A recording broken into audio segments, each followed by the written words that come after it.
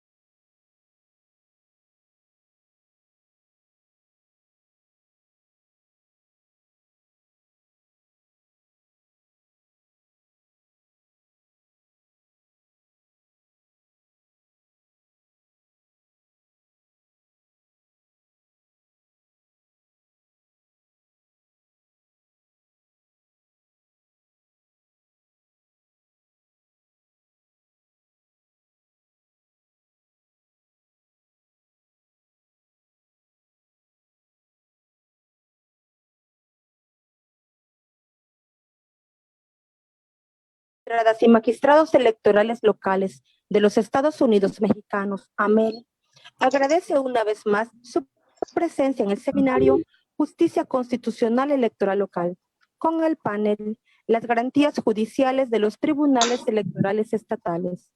Cedo el uso de la voz al magistrado Edgar Danés Rojas, del Tribunal Electoral del Estado de Tamaulipas. Perfecto. Sí. Secretario General de AMEL. A ti. Adelante, magistrado. Muy buenas tardes a todas y a todos. Los saludo con mucho gusto desde Tamaulipas. Es un honor dar la bienvenida a los panelistas que hoy nos distinguen con su participación en esta segunda jornada de actividades del Seminario Justicia Constitucional Electoral Local, que estamos llevando a cabo con motivo del segundo aniversario de nuestra asociación, la AMEL. Este día nos distingue con su participación el senador Ricardo Monreal Ávila, quien evidentemente no necesita de presentación. Muchas gracias, señor senador, por dedicar un espacio de su valioso tiempo para estar con sus amigos de la Asociación de Magistradas y Magistrados Electorales Locales de los Estados Unidos Mexicanos, la AMEL. Su presencia nos pone literalmente de manteles largos. En nombre de las compañeras y de los compañeros magistrados, le expreso nuestra más cordial bienvenida, señor senador, muy amable de su parte. Saludo también con mucho gusto a la directora de la Escuela Judicial Electoral del Tribunal Electoral del Poder Judicial de la Federación, nuestra queridísima y estimada amiga Gabriela Rubalcaba. Bienvenida, amiga Gaby, un abrazo fraterno. Hoy tenemos también el gusto de contar entre las panelistas con la presencia de nuestra muy apreciada amiga Marta Alejandra Chávez Camarena. Ella es magistrada del Tribunal Electoral de la Ciudad de México. Bienvenida, amiga Ale, y muchas gracias por tu participación. Tengo también el honor de presentar a nuestro apreciado amigo Jorge Sánchez Morales, magistrado presidente de la Sala Regional en la circunscripción de Guadalajara, del Tribunal Electoral del Poder Judicial de la Federación. Muchas gracias, como siempre, estimado Jorge, por acompañarnos una vez más en nuestras actividades académicas. Bienvenido a tu casa, ya sabes que la AMEL también es tu casa. Saludamos esta tarde a nuestro compañero José Ángel Yuen, magistrado del Tribunal Electoral del Estado de Zacatecas. Gracias, estimado José Ángel, por siempre tu participación tan entusiasta y pues por moderar este interesante panel. Bienvenido también. Desde luego destaco la presencia de la presidenta de nuestra asociación, Yolida Bella Alvarado, magistrada del Tribunal Electoral de Tabasco y pues presidenta de nuestra asociación. Bienvenida, amiga presidenta, un abrazo. Finalmente agradezco la presencia de todas ustedes, compañeras, compañeros magistrados de los diferentes tribunales locales del país, así como a quienes por medio de las redes sociales nos acompañan esta tarde. A todos ustedes, a nombre de la AMEL, les hacemos extensiva nuestra más cordial bienvenida. Y bueno, pues sin más preámbulos, cedo la palabra al moderador José Ángel Yuen para que inicie este interesante panel sobre las garantías judiciales de los tribunales electorales estatales. Muchas gracias. Buenas tardes. Muchas gracias, magistrado Edgar Ranés. Primeramente, saludo a todas y todos los magistradas y magistrados integrantes de la AMEL, expresándoles una gran felicitación por haber alcanzado el 2º aniversario de nuestra asociación, haciendo reconocimiento a todas y todos aquellos, no solo a los titulares de las magistraturas actuales y que han dejado de serlo, sino a quienes de una manera u otra, que han sido muchos, que han coadyuvado a nuestra integración y fortalecimiento durante estos 2 años. Agradezco a todas aquellas personas que se han conectado a este evento, ya sea por la plataforma o a través de las redes sociales de AMEL, solicitando a todas las personas que nos acompañan tengan por favor apagados sus micrófonos, a menos que les sea concedido el uso de la voz. Para cualquier intervención o pregunta a la panelista o a los panelistas, les solicito sean tan amables de registrar su consulta o solicitud de participación en el chat de la plataforma o en el correspondiente a la herramienta de Facebook Live. Así, en el marco de la celebración del 2º aniversario de nuestra asociación, se ha organizado el seminario Justicia Constitucional Electoral Local y corresponde a esta 2ª sesión el desarrollo de la temática relativa a las garantías judiciales de los tribunales electorales estatales. Como introducción al tema breve, tenemos que la configuración jurídica actual de los tribunales electorales locales deriva de la reforma política electoral de 2014. Esta reforma se agrupó en 6 ejes temáticos: régimen de gobierno, autoridades electorales, régimen de partidos, fiscalización y rebase de tope de gastos de campaña, comunicación política e instrumentos de participación ciudadana. En tratándose de las autoridades electorales, se realizó un doble enfoque, tanto en el ámbito administrativo como jurisdiccional. En la esfera local se reformó específicamente el artículo 116, en el cual se establecieron 2 principales garantías para estas autoridades: autonomía e independencia. La autonomía es dotar de facultades para resolver controversias en materia electoral a los órganos jurisdiccionales electorales, y la independencia es transformar a los tribunales electorales estatales en autoridades jurisdiccionales de carácter local, ajenas a los poderes judiciales de las entidades federativas. Estas garantías fueron incluidas para contribuir a que la justicia electoral fuera eficaz.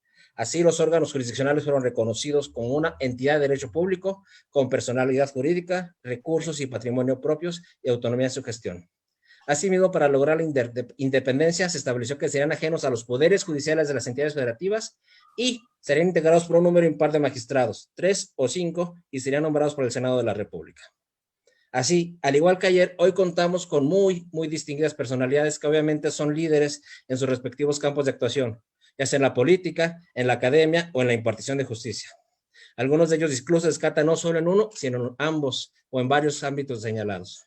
Por lo que, para dar inicio a la sesión, primer término, me permitiré dar una semblanza muy breve y ofrezco una disculpa a los panelistas porque será exageradamente breve la semblanza que la se dará lectura, porque quiero o queremos que sea el tiempo que ustedes aprovechen para difundir sus ideas. Primeramente, empezaré con el senador de la República, Ricardo Monreal Ávila. El senador Ricardo Monreal es doctor en Derecho Constitucional, maestro en Derecho Constitucional y Administrativo, ambos por la Universidad Autónoma de México. Universidad Nacional Autónoma de México. En el ámbito político, ha desempeñado varias veces el cargo de diputado federal y asimismo ha ocupado un escaño en el Senado de la República en 2 legislaturas. Se le reconoce un amplio currículum político y administrativo tanto a nivel local como federal. Fue gobernador de mi estado, del estado de Zacatecas, y fue jefe de delegacional en la demarcación Cuauhtémoc en la Ciudad de México. Cedo la palabra al senador Ricardo Monreal Ávila. Muchas gracias por acompañarnos en esta celebración, senador. Buenas tardes. Bueno, muchas gracias. Solo una corrección. He sido legislador casi toda mi vida, 3 veces diputado federal, y en el Senado he estado en 3 ocasiones, es decir, 6 legislaturas con esta que estoy intentando concluir. Muy buenas tardes a todos y a todas las personas que se han dado cita a este panel. Agradezco a la presidenta de esta asociación su invitación y también agradezco a los demás panelistas, al magistrado Jorge Sánchez por compartir esta propia experiencia con ustedes, a Gabriela Dolores, directora de la Escuela Jurídica Electoral, a la magistrada Marta Alejandra y al magistrado José Ángel Yuen Reyes. La pertinencia de hablar sobre las garantías de la justicia comicial local reside no solo en la proximidad de las elecciones más grandes de nuestra historia, sino en la consolidación a mediano y largo plazo de la democracia en México, así como del federalismo y la autonomía de los tribunales locales electorales. Las garantías que dan forma al sistema de administración de justicia electoral son de tal importancia para los justiciables como para los juzgadores, pues permiten asegurar que las controversias electorales sean resueltas de forma imparcial, objetiva e independiente. La construcción de un auténtico Estado constitucional de derecho requiere de un verdadero fortalecimiento de la autonomía e independencia judicial electoral local. Esfuerzos como este, académicos, son fundamentales para fomentar el estudio y el conocimiento de la materia político-electoral y para establecer canales permanentes de intercambio de información que promuevan la especialización y profesionalización de sus miembros. De este modo, quienes integran estos cuerpos colegiados pueden tener clara la visión de lo que es la independencia a fin de garantizar la imparcialidad de los tribunales electorales. Además, que es un área nueva, pero con mucha posibilidad de crecimiento y de fortaleza. Creo que los criterios y las propias resoluciones de los tribunales locales, en su mayoría, han sido confirmadas por las instancias superiores. Queda claro que para que la impartición de justicia comicial se encuentra a la altura de los retos que enfrentan hoy la democracia mexicana, debe contar con recursos materiales y humanos suficientes para desahogar la carga de trabajo que representa el dirimir los conflictos electorales, en especial los relacionados con procesos selectivos. Sin embargo, más allá de los pendientes que existen en este campo, debe de destacarse el papel que han desempeñado los tribunales electorales locales. He revisado algunas cifras de las resoluciones y su efectividad, basado en el número de asuntos resueltos durante las elecciones, las impugnaciones y las confirmaciones de segunda y tercera instancia. Y es de resaltar que aproximadamente un 60% de las resoluciones a nivel local son aceptadas por las partes, sin recurrir a otras instancias, y que de cada 10 sentencias impugnadas, solo una se revoca por la instancia superior o federal. En ese sentido, resulta importante visibilizar el trabajo que se realiza en los tribunales locales, labor que se lleva a cabo, desde mi punto de vista, de manera consecuente. Conozco a gran parte de los magistrados electorales en el país. He contribuido a su nombramiento y en su mayoría me siento muy satisfecho por haberlo hecho, porque conozco a hombres y mujeres que defienden con pasión su permanencia.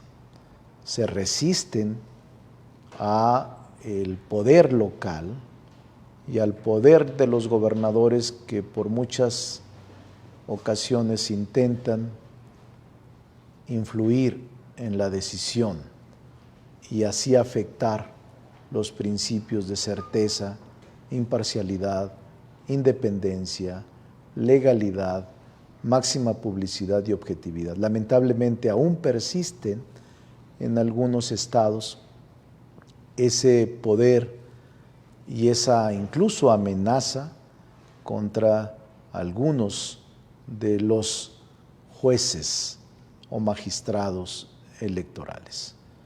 Por eso es importante decir que hoy gran parte de las resoluciones en materia comicial están en los tribunales locales y se requiere una mayor visibilidad para que puedan también estos cumplir con su función.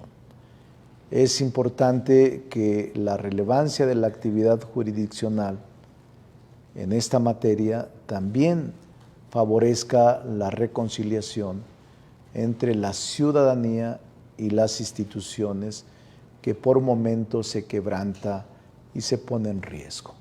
En la medida en que los procesos electorales logren respetar la voluntad popular y el orden constitucional, se podrá alcanzar la paz social en esta nueva etapa de transformación de nuestra vida pública.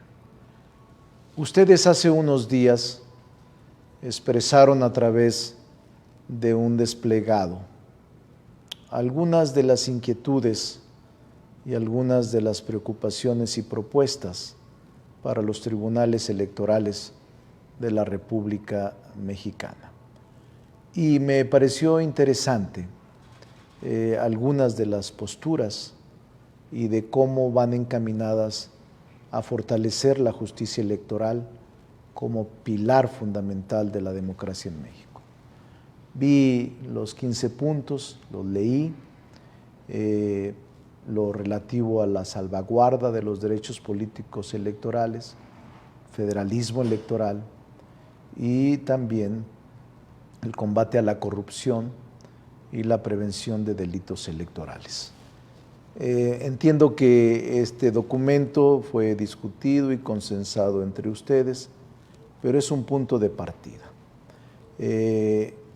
Con la firma de este documento seguramente se adquieren compromisos con la legalidad que tanta falta hace en la vida pública.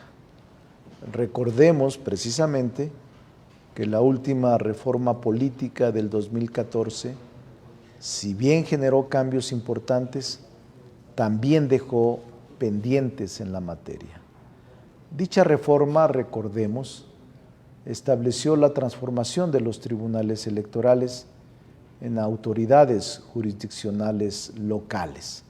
Aún no se sacuden el yugo de los gobiernos estatales y de las influencias locales, ajenas a los poderes judiciales de las entidades federativas, incluso con una fuerte presencia y con una fuerte presión para influir en las decisiones por parte de los órganos judiciales o jurisdiccionales locales, que intentan influir respecto de las controversias suscitadas con motivo de los comicios en sus entidades.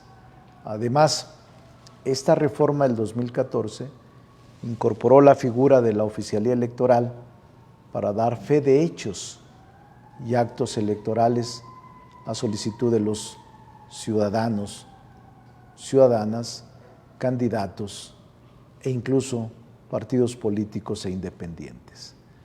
También quedó establecido la paridad de género, las candidaturas para ambos géneros en igualdad de circunstancias.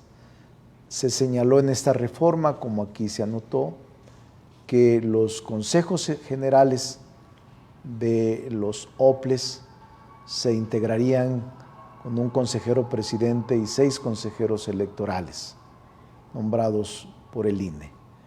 Y también se creó el nuevo sistema de fiscalización para las elecciones locales y federales que regula aspectos como la propaganda electoral, las denuncias frívolas, las encuestas, los debates y las coaliciones. No obstante, pese a los avances, las legislaciones locales y federales incluso deben actualizarse mediante el ejercicio de un parlamento abierto en el que puedan exponerse las necesidades y los distintos puntos de vista de quienes integran estos órganos locales. Creo que es importante destacar que cada vez que hay elecciones como estas tan significativas, siempre resulta un proceso de reformas electorales. Yo participo de ellas desde 1988, que fue la primera ocasión que fui diputado federal, con una elección muy reñida. Desde mi punto de vista, ganó Cuauhtémoc Cárdenas la elección del 88, pero fue muy ríspida y muy difícil. Existían los colegios electorales, la autocalificación, y no existían los tribunales. Era la propia Secretaría de Gobernación, la Comisión Electoral, la que organizaba las elecciones. Me tocó esa transición del primer Instituto Federal Electoral, y después de esa época, en casi todas las reformas electorales he participado.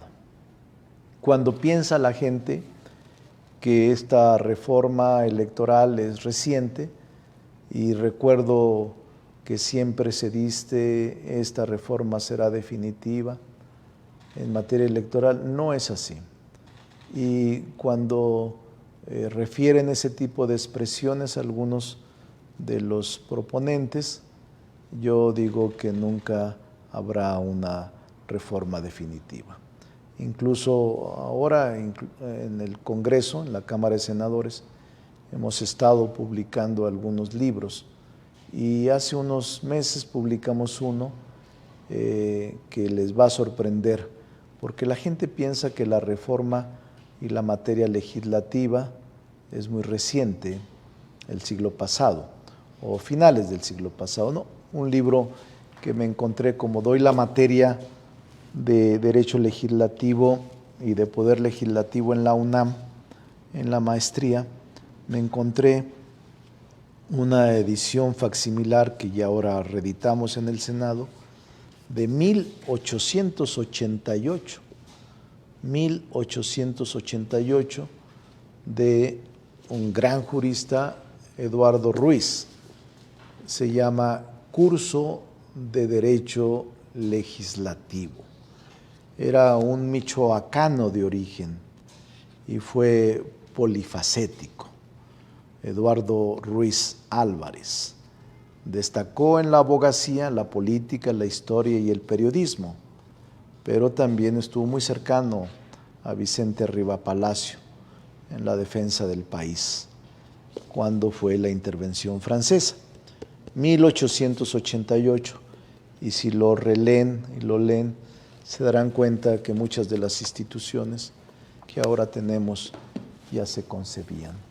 Si consideramos que el presupuesto de la autoridad electoral, por otra parte, los recursos económicos, que es una parte de lo que a mí me preocupa y que por eso creo que no se va a evitar, será prácticamente imposible evitar el que haya una reforma electoral una vez que concluya este proceso electoral, y tendrá que venir una nueva concepción en donde demos paso no solo al rediseño de los órganos electorales, sino también a dar paso a la urna electrónica o digital y a poder generar mayor racionalidad en el gasto público.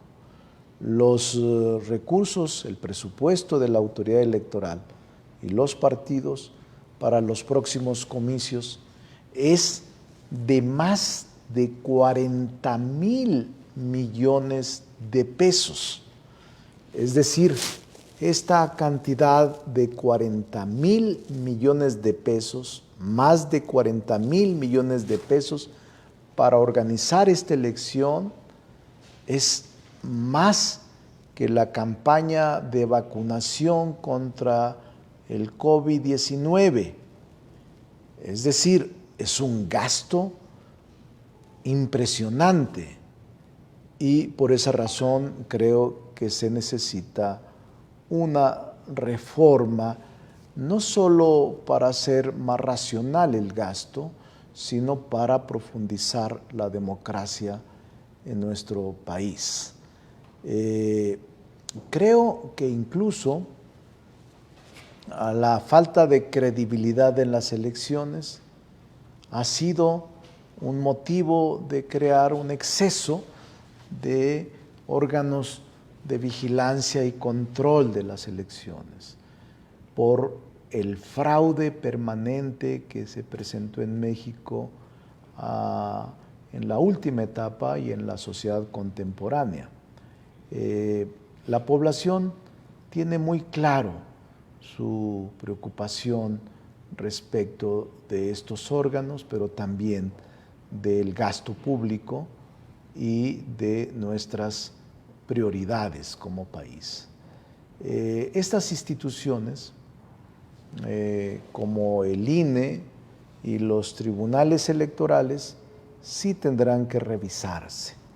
Se los digo como legislador, por lo que podemos advertir que hay que buscar consensos y hay que buscar frutos que generen condiciones de mayor transparencia, de mayor equidad, de mayor certeza, de menor gasto.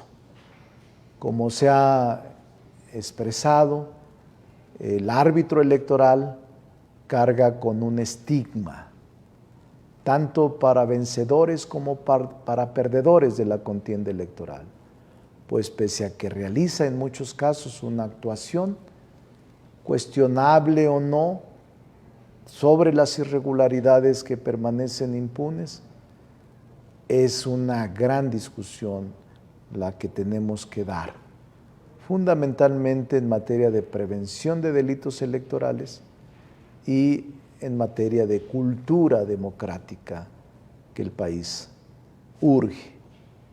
Por esa razón, el Senado de la República y el Congreso mexicano, independientemente de sus resultados, repito, independientemente de sus resultados, tendrá que ir a una reforma político-electoral. Y es ahí donde asociaciones como esta o personas en lo individual que les guste la materia electoral, mucho pueden contribuir en los parlamentos abiertos que vamos a organizar. Con los cambios que traerá la próxima elección, independientemente de la integración de la Cámara de Diputados o de los congresos locales, tendrá que equilibrarse los pesos y los contrapesos de los poderes constitucionales del país. Y tendrá, ese es mi deseo, que darse paso a un auténtico Estado constitucional de derecho, con la factibilidad técnica, administrativa, para gestionar de forma eficaz la voluntad popular. Valdría la pena, no sé cuántos minutos me queden, en este foro, y les digo, ha sido un día muy pesado estos días porque les quiero comentar a todos los magistrados y magistradas que mañana concluimos nuestro periodo de sesiones y solo mañana tenemos 16 temas que tenemos que resolver, desde la ley orgánica de la Fiscalía hasta temas de prescriptibilidad o imprescriptibilidad de penas para el caso de violadores, de niños menores de 15 años, nombramiento de magistrados administrativos, nombramiento de magistrados de la Sala Superior Anticorrupción y otros 7 instrumentos jurídicos. Pero voy a terminar, porque me tengo que retirar, dado que tengo sesiones de comisiones que atender, porque, repito, mañana será una sesión larga. Pero concluyo con esto. Valdría la pena en este foro reflexionar con un interés académico sobre el diseño normativo institucional electoral a la luz de los temas que recientemente se han resuelto en la Sala Superior, del cual su análisis no puede rehuirse. Es evidente que nuestro sistema electoral no es perfecto y sin otro afán que el de explorar posibles mejoras, es que hay al menos estos temas que han surgido en la opinión pública del día de ayer que vale la pena reflexionar y fijar posición. La cancelación de las candidaturas a gobernadores en los estados de Michoacán y Guerrero, en los supuestos de omisión de entrega de los informes de ingresos y egresos de precampaña. Se ha resuelto que son asimilables la omisión de entregar el informe como la entrega extemporánea del mismo y que la sanción adecuada es la pérdida del registro de la candidatura. De esta manera se abandona el criterio establecido por la propia Sala Superior al resolver los expedientes en apelación 197-2016, 1520-2016, 1521-2016 y 198-201, que habían asumido un criterio garantista de no permitir la supresión del registro de quienes estaban en condiciones similares y les fue restituida la candidatura para participar y que la gente decidiera. Ese criterio lamentablemente garantista para los candidatos, hoy el tribunal, su mayoría, lo ha sepultado y es preocupante. Pues el tribunal anteriormente en las resoluciones que refiero había señalado que no es lo mismo omitir presentar el informe a presentarlo de manera extemporánea, como ahora sucede en el caso de Michoacán.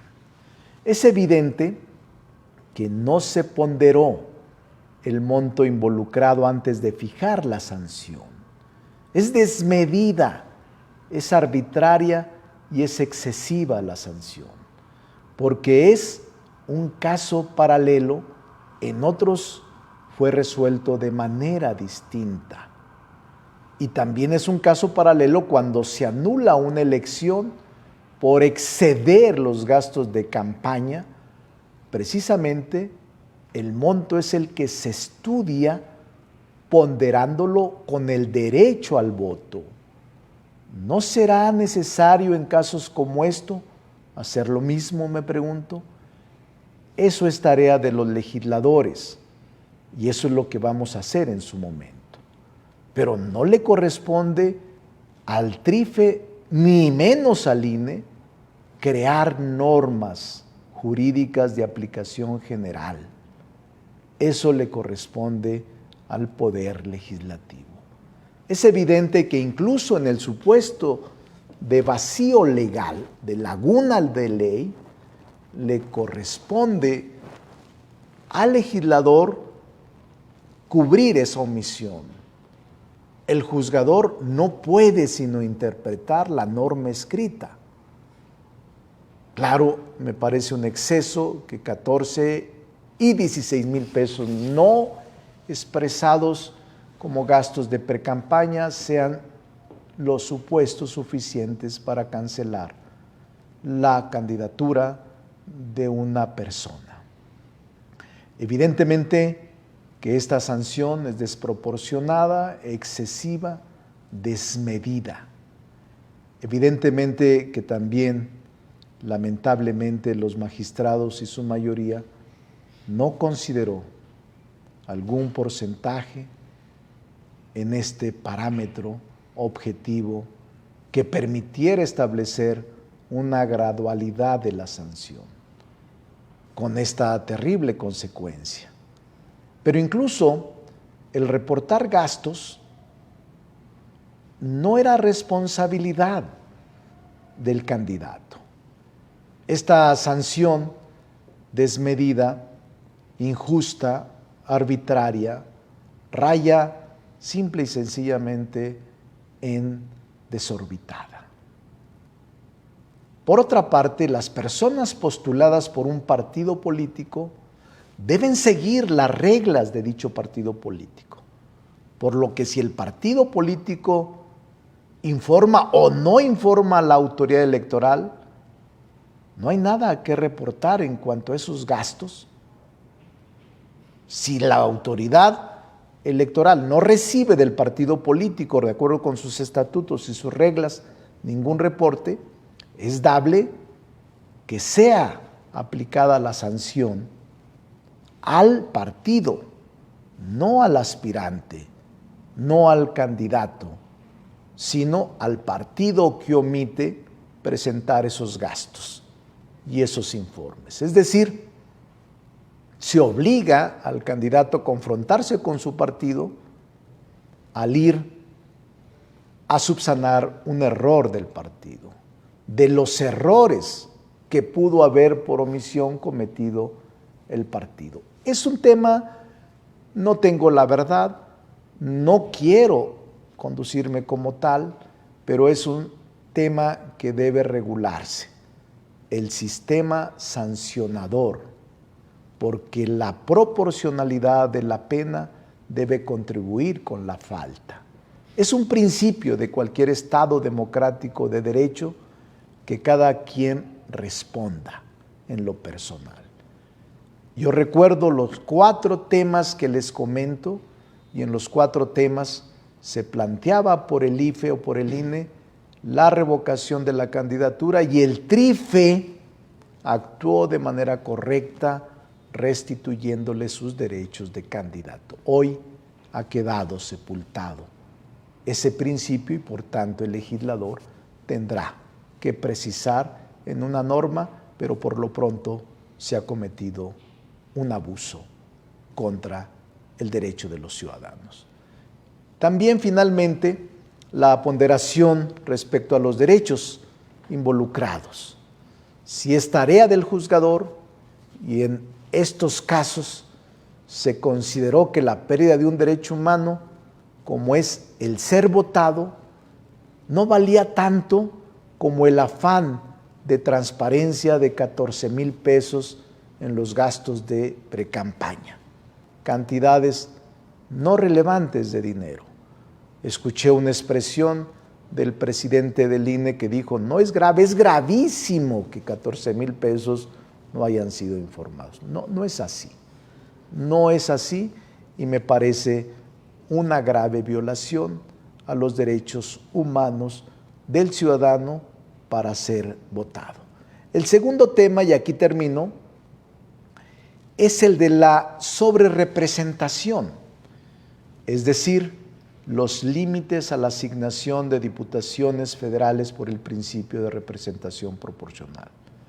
Para esta elección, ya con el proceso electoral en curso, el INE ha introducido normas, leyes, que establece criterios de afiliación o militancia efectiva para llevar a cabo esta asignación, lo que supone una legislación en el actual proceso electoral, es decir, modifica, crea normas de carácter general en pleno proceso electoral. Y para que se formen reglas generales del proceso electoral, se establece una prohibición para que no puedan hacerse antes del proceso ni durante el proceso electoral. Está prohibido para el legislador, por el legislador, crear normas en materia electoral. Lo anterior lleva a la reflexión de si no debiera haber una reserva legal para fijar los parámetros a fin de otorgar los lugares de representación proporcional de tal manera que se impida definitivamente que el órgano administrativo electoral legisle este tipo de temas y sobre todo que no se lleve a cabo cuando ya inició el proceso electoral por seguridad jurídica de toda la ciudadanía. Por eso me pregunto si el INE debe de seguir actuando de esa manera o si el Tribunal Electoral también está avalando esta intromisión grave en el poder legislativo. Yo soy defensor del poder legislativo. Será porque toda mi vida he sido legislador y nunca había ocurrido tal exceso. El INE es el encargado de hacer cumplir la ley y de aplicar la norma al caso concreto, pero no puede crear leyes, normas de carácter general. Por eso mi inquietud y mi preocupación.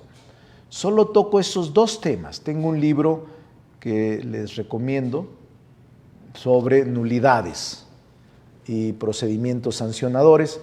Es este, lo acaba de editar Porrúa. Claro, muchos de ustedes tienen mucha mayor experiencia en la aplicación de la norma. Este libro lo había escrito hace unos años, pero hoy lo completé y hoy Porrúa me lo editó, nulidades y procedimientos sancionadores. Pero ustedes están en esa tarea en este momento. Es más, qué bueno que dedican estos minutos a escucharnos, pero seguramente van a tener que trabajar hoy, horas extras, hasta las 2, 3 de la mañana, porque no creo que estén tan libres de trabajo. Creo que hoy los órganos locales deben tener un cúmulo de recursos como nunca, y lo grave es que tienen pocos recursos para contratar personal. Y si contratas personal, para capacitarlos en pocas semanas, pero va a ser una de las contiendas más impugnadas en la historia del país. Y ustedes son los juzgadores en quienes confiamos. Una disculpa por extenderme. A todos les expreso mis respetos. Muchas gracias, senador Ricardo Monreal Ávila. Pido un aplauso, por favor, para ellos. Son sin prender los micrófonos. Le pediría un aplauso para el senador Ricardo Monreal Ávila, presidente de la Comisión del Senado, de Junta de Coordinación Política y Coordinación Política del Senado. Me quedo con grandes reflexiones, las compartiremos, las platicaremos. La principal de ellas, las garantías judiciales son tan importantes tanto para los justiciables como para los jueces. A veces se pierde la idea, nos quedamos que la autonomía y la independencia solo toca a nosotros y también incide en la función de los justiciables. Otra reflexión que tenemos es que los recursos humanos, tenemos que encontrar el equilibrio entre los recursos humanos, la suficiencia de los mismos y la racionalidad en la aplicación de los mismos. Aceptamos la invitación de hacer visibilizar la función de los tribunales y de las magistraturas locales, siempre con el compromiso y con la legalidad que se deben tener estas instituciones. Y adelanto un poco, platicaremos la forma en que la asociación podrá participar en los procesos de Parlamento abierto para contribuir en el proceso de reforma electoral, mirando, como usted nos invita, en el fortalecimiento de la cultura democrática. Le agradezco mucho su participación, senador, es usted muy amable. Muchas gracias, buenas tardes. Entendemos lo ocupado de su agenda. Desafortunadamente parece que no se va a poder quedar a la sesión de preguntas y respuestas, pero agradecemos mucho su participación. Muchas gracias. Buenas tardes a todos. Buenas tardes.